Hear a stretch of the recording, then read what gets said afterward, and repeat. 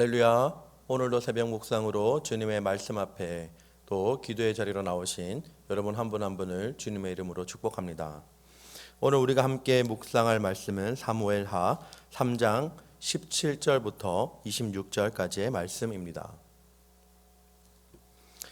아브넬이 이스라엘 장로들에게 말하여 이르되 너희가 여러 번 다윗을 너희의 임금으로 세우기를 구하였으니 이제 그대로 하라. 여호와께서 이미 다윗에 대하여 말씀하시기를 내가 내 종 다윗의 손으로 내 백성 이스라엘을 구원하여 블레셋 사람의 손과 모든 대적의 손에서 벗어나게 하리라 하셨음이니라 하고 아브넬이 또 베냐민 사람의 귀에 말하고 아브넬이 이스라엘과 베냐민의 온 집이 선하게 여기는 모든 것을 다윗의 귀에 말하려고 헤브론으로 가니라. 아브넬이 부하 20명과 더불어 헤브론에 이르러 다윗에게 나아가니 다윗이 아브넬과 그와 함께 한 사람을 위하여 잔치를 배설하였더라. 아브넬이 다윗에게 말하되 내가 일어나 가서 온 이스라엘 무리를 내 주 왕의 앞에 모아 더불어 언약을 맺게 하고 마음에 원하시는 대로 모든 것을 다스리시게 하리이다 하니 이에 다윗이 아브넬을 보내매 그가 평안히 가니라. 다윗의 신복들과 요압이 적군을 치고 크게 노력한 물건을 가지고 돌아오니 아브넬은 이미 보냄을 받아 평안히 갔고 다윗과 함께 헤브론에 있지 아니한 때라. 요압 및 요압과 함께한 모든 군사가 돌아오매 어떤 사람이 요압에게 말하여 이르되 넬의 아들 아브넬이 왕에게 왔더니 왕이 보내매 그가 평안히 갔나이다 하니 요압이 왕에게 나아가 이르되 어찌하심이니까 아브넬이 왕에게 나아왔거늘 어찌하여 그를 보내 잘 가게 하셨나이까. 왕도 아시려니와 넬의 아들 아브넬이 온 것은 왕을 속임이라. 그가 왕이 출입하는 것을 알고 왕이 하시는 모든 것을 알려 함이니이다 하고 이에 요압이 다윗에게서 나와 전령들을 보내 아브넬을 쫓아가게 하였더니 시라 우물가에서 그를 데리고 돌아왔으나 다윗은 알지 못하였더라. 아멘. 오늘 우리에게 주신 말씀을 위해서 함께 기도하겠습니다. 하나님 아버지 은혜를 감사합니다. 오늘 우리에게 주시는 이 하나님의 말씀을 우리가 하나님의 말씀으로 귀하게 받게 하여 주시고 하나님 이 말씀 통하여서 오늘 하루 하나님이 주시는 그 능력과 은혜를 힘입어 승리하는 하루 살게 하여 주시옵소서. 하나님의 말씀에 능력이 있음을 고백하오니 하나님의 말씀을 붙들 때 우리에게 주시는 하나님의 능력과 은혜의 풍성함이 오늘 하루 우리를 온전히 주장하게 하여 주시옵소서. 감사드리며 살아계신 예수님의 이름으로 기도합니다. 아멘. 오늘 우리에게 주신 말씀을 가지고 심는 대로 거둡니다 라는 제목으로 함께 은혜를 나누도록 하겠습니다. 오늘 본문 말씀은 이스라엘의 군대 장관인 아브넬이 다윗과 화친을 맺고 돌아가지만 이를 뒤늦게 한 다윗의 군대 장관인 그 요압의 계략에 의해서 이제 아브넬이 살해당하는 내용이 담겨 있습니다.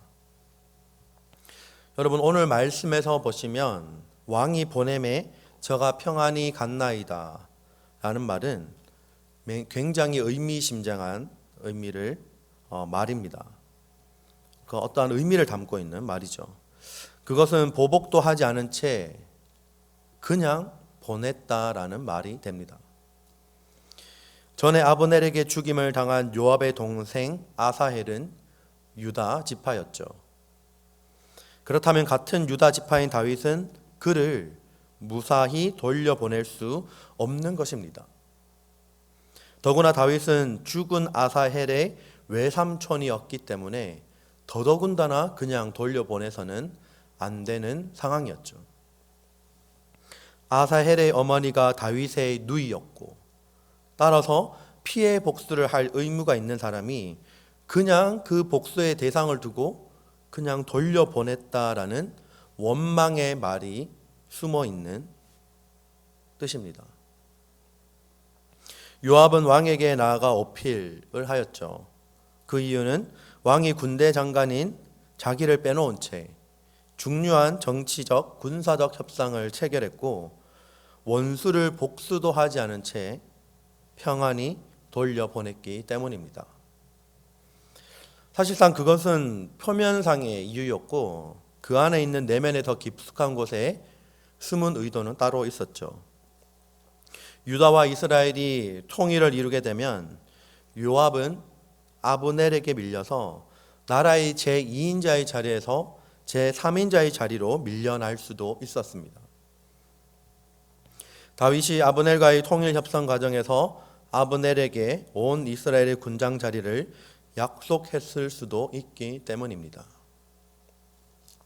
그래서 자신의 입지에 불안을 느낀 요압은 민족이 통일되어 자신의 제3인자로 밀려나느니 차라리 분단된 채로 제2인자의 자리를 지키겠다는 이기적인 생각에서 아브넬을 살해하게 된 것이죠.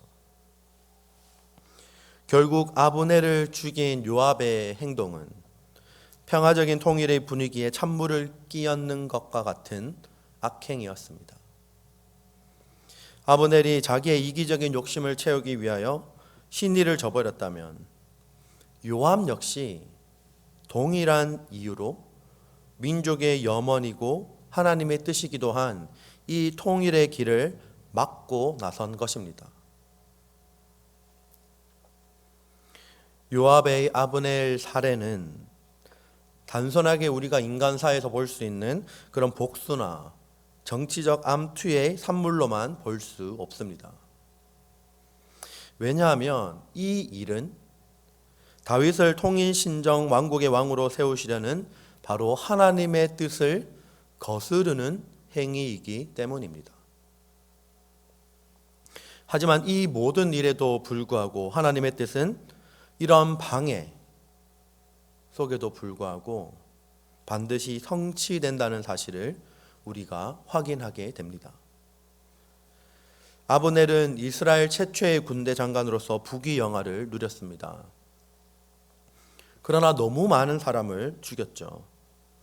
물론 상대방은 적군이었지만 하지만 그 중에서는 동족도 포함되어 있었습니다.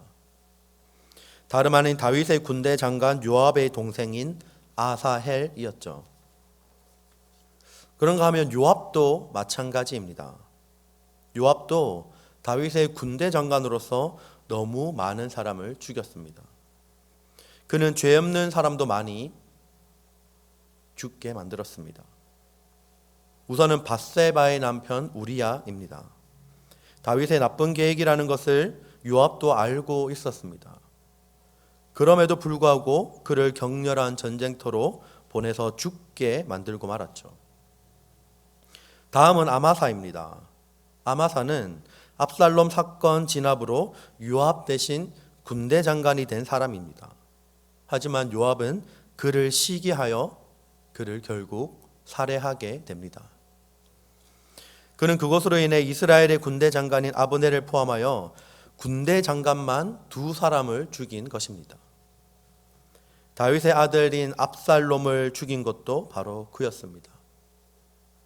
반역자이지만 죽이지 말라는 아버지 다윗의 지시도 있었고 그를 살릴 수도 있었지만 그는 나무에 달려 있던 그를 무참히 살해하고 말았습니다.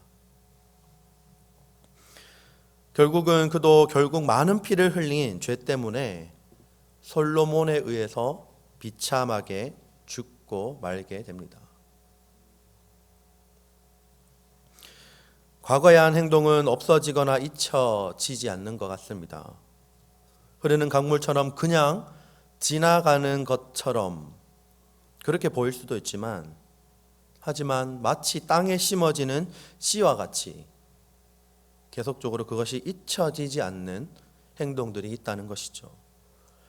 그 씨가 땅에 뿌려졌을 때 경우에 따라서는 가을에 열매가 달릴 수도 있고 나무처럼 심고 나서 오래 있다가 열매가 달릴 수도 있습니다. 어찌됐건 시간의 차이가 있을 뿐 결실이 있다는 것은 동일한 사실이죠. 여러분, 감자를 심으면 그 해 감자가 열리고 때로는 귤나무를 심으면 5, 6년 뒤에 귤이 결국은 열리듯이 말입니다. 요압이 그 다음 때에 대가를 받게 되는 것을 우리는 알 수 있습니다. 선한 씨를 뿌리면 선한 열매가 달리는 것이고 악한 씨를 뿌리면 악한 열매가 달리는 것입니다. 우리가 현재 무엇을 심고 있는지 다시 한번 돌아볼 수 있기를 바랍니다. 시편 126편 5절과 6절 말씀에서 이렇게 기록하죠. 눈물을 흘리며 씨를 뿌리는 자는 기쁨으로 단을 거두리로다. 울며 씨를 뿌리러 나가는 자는 반드시 기쁨으로 그 곡식단을 가지고 돌아오리로다 라고 말씀합니다. 우리는 어떤 씨를 뿌릴 것인지 그것을 잘 생각하며 오늘 하루 사는 여러분이 되시기를 바랍니다.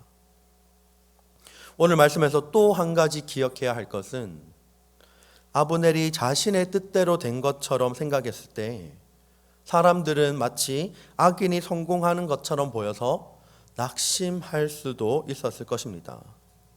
하지만 결국 악인은 실패하고 하나님이 성공하신다라는 사실을 우리가 기억할 수 있기를 바랍니다. 잠깐은 악인의 뜻대로 되는 것 같지만 결국은 하나님이 원하시는 뜻과 계획만이 성취되는 것입니다. 하나님이 친히 악인의 꾀를 흩으시고 십자가로 구원을 이루신 것처럼 우리의 삶의 모습 속에서도 우리가 어느 편에 설 것인가를 잘 선택할 수 있기를 바랍니다. 잠깐의 유익과 영화를 위해서 악인의 길에 서는 것이 아니라 결국은 승리하실, 그리고 이미 승리하신 하나님 편에 서 있을 수 있는 우리 모두가 되기를 주님의 이름으로 축복합니다. 오늘 우리에게 주신 이 말씀을 기억하며 함께 기도하기를 원합니다. 오늘 말씀에서 요압과 아브넬이 등장하였습니다. 결국은 그들은 모두 다 비참하게 죽게 되는 결과를 맞이하게 됩니다. 우리가 뿌린 대로 거둔다. 오늘 말씀에서 우리가 다시 한번 기억해야 할 것은 우리의 삶 가운데 매일매일 우리가 무엇을 심느냐, 여러분들의 삶의 모습 속에서 무엇을 심는지 다시 한번 돌아볼 수 있기를 바랍니다. 우리가 정말 하나님을 위해서 또 복음을 위해서 정말 악인의 편에 서는 것이 아니라 하나님 편에서, 때로는 그것이 눈물 흘리는 힘든 고된 길일지라도 그곳에서 눈물 흘리며 씨를 뿌릴 수 있는 우리 모두가 되기를 바랍니다. 그래서 결국에는 기쁨으로 열매를 거두게 되는 그 소망을 가지고 우리가 오늘 하루 살아가게 해달라고 기도합시다. 그리고 오늘은 목요일입니다. 가정을 위해서 기도하시고 특별히 몸이 아픈 가족 구성원들을 위해서 기도할 수 있기를 바랍니다. 하나님께서 치료해 주시고 가족 구성원들이 하루빨리 그 병상에서 나와서 하나님 앞에 나올 수 있도록 기도합시다. 그리고 또한 우리 바울 공동체를 위해서 기도해 주시길 바랍니다. 하나님께서 우리 바울 공동체를 붙들어 주시고 믿음의 공동체, 사랑의 공동체, 그리고 복음을 심는, 때로는 그것이 힘든 길일지라도 눈물로 복음을 심을 수 있는 우리 바울 공동체 되게 해달라고 기도합시다. 우리 이러한 기도 제목을 두고 다 함께 기도하도록 하겠습니다.